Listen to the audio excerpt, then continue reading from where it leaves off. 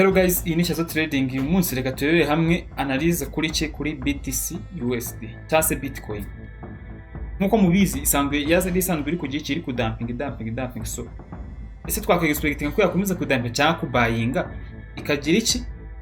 Kabona gupushinga lower. So icyo twakexpectinga kuri Bitcoin ni mureba neza nkuko musanzwe mubizi n'ubundi Bitcoin n'ubundi iri iki?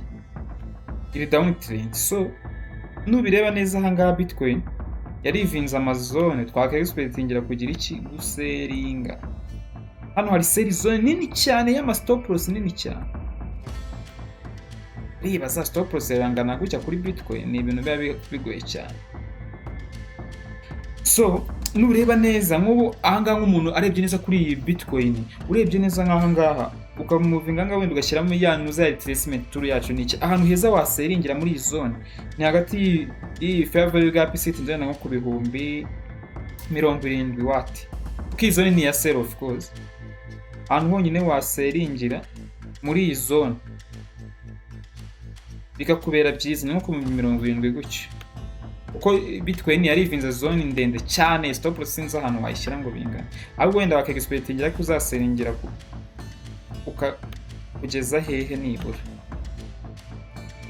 Ubwanjye washyizeho retracement tool n'ubundi byaba ari hagati y'inuzo. Tuvuge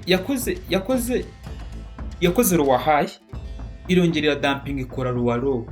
So kugira ngo izafatire selling nuko izamaze gukora pullback ikagaruka muri kimwe cya kabiri at least. Then nyuma y'iyo pullback ikabona gupushinga iki? Gupushinga lower. So weya nibura pullback yacu yagaruke.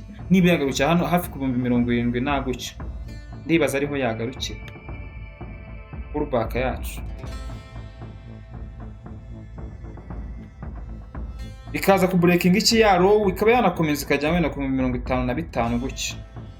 Ndumva ariho BTC yagarukira gutyo 55,500 watt gutyo. Ya Nuvanga muri ibi bihe sinye ko yahitimanuka kakanya. Yes, it's possible but maybe iraza gukora kanuza samo retracement ikomeze zamukeho gake nigera nko muri 70 muri yo price 70,39 ushizeho nuzi retracement tool yacu ya Fibonacci retracement tool yacu waza kura neza ko ahantu hari sell zone ni hagati ya zone y'ibihumbi 70 cyangwa 71 gutyo. Niyo umuntu yaseringira stop loss akayinagira hehe nko ku bihumbi 75 gutyo. Ibura entry yaba ari ibihumbi 70 wenda 500. Niyo umuntu atangira kurebera amaseri ahantu yaseringira stop loss yaba ari mu bihumbi 75. Urumva ko ni stop loss kinini cyane. Ariko gusa nuza Bitcoin urabona ko iki dumping. So nanga izone warebe.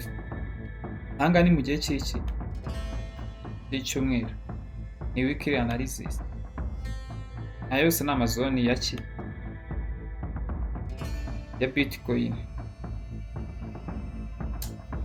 So mwakoze kubana natwe yari BTC analysis. Tuzagenda tuyitanga neza uko candlestick zizagenda ziforminga gake tubane n'icyumweru gitawe. Ciao.